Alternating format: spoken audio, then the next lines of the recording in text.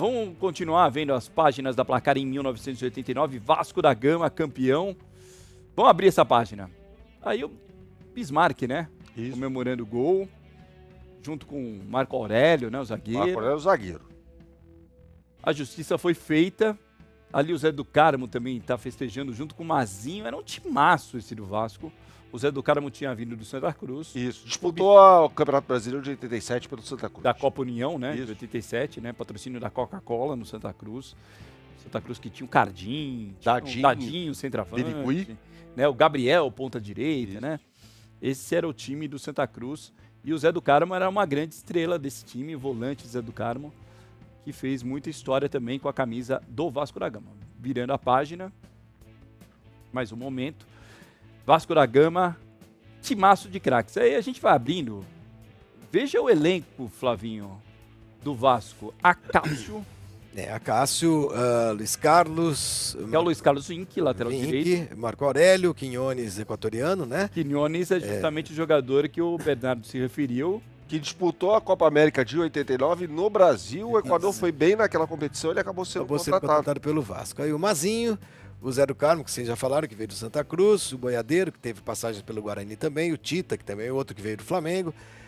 Quem mais ali? O Bismarck, o Bebeto, o Tato, o Ayup. Lateral direito. Um pouquinho na portuguesa também, acho. Ayup, não vou lembrar. Jogou no Corinthians.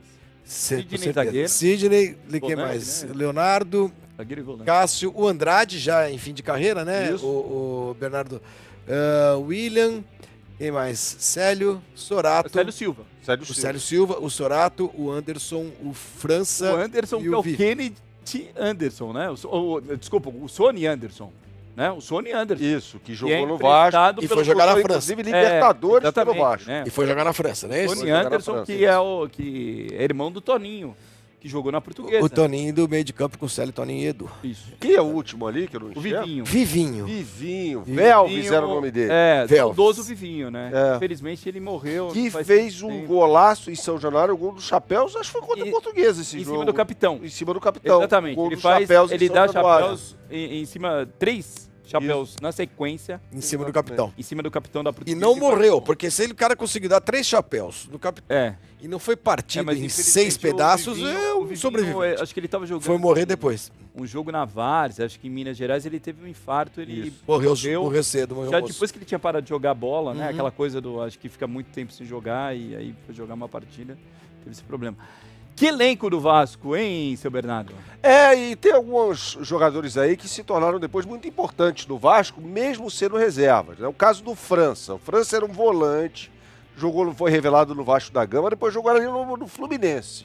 Então era um jogador muito importante que entrava bastante nesse time do Vasco. Agora a gente pega, por exemplo, o time titular, né? Acácio, goleiro da Seleção Brasileira, um dos 3 na Copa de 90. Luiz Carlos Vinck, que havia conquistado... lateral direito do Internacional. E havia conquistado a medalha de prata nos Jogos Olímpicos de Seul um ano antes.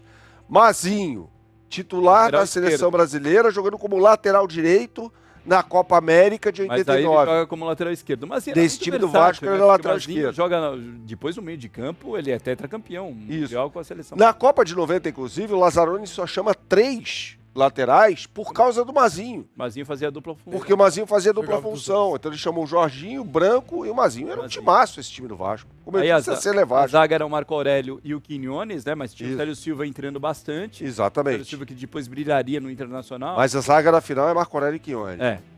Aí Zé do Carmo, Boiadeiro. O Boiadeiro era a grande estrela do Guarani. Isso. Era um grande jogador no Guarani, o Boiadeiro. O Tita tinha saído do Flamengo, na verdade, mas ele já tinha passado pelo Grêmio e Internacional. Ele jogou no Grêmio. O Tita sai do Flamengo porque ele queria jogar no lugar do Zico. Ele queria 10. Ele queria camisa 10, né? Não dá, né? E aí ele não tinha esse espaço no Flamengo, acabou indo primeiro pro Grêmio, e depois, emprestado pro Grêmio, e depois o Internacional o compra, né? E aí ele vem pro Vasco em 87.